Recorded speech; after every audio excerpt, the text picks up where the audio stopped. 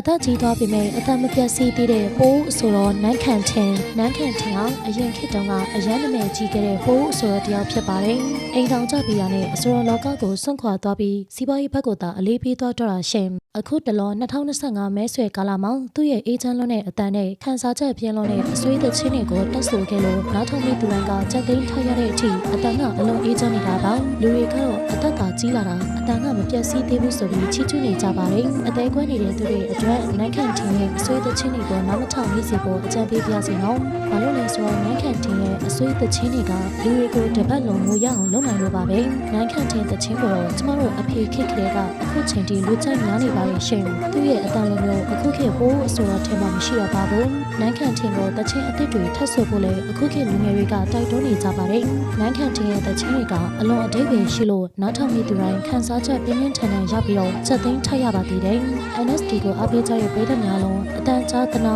လူမြင့်ချစ်ခင်ဆိုတဲ့စကားပုံထဲကသူမျိုးဖြစ်ကြပါစေရှင်အားလုံးကိုကျေးဇူးတင်ပါတယ်နေ့ရက်တိုင်းအတွက်ပျော်ရွှင်ပါစေ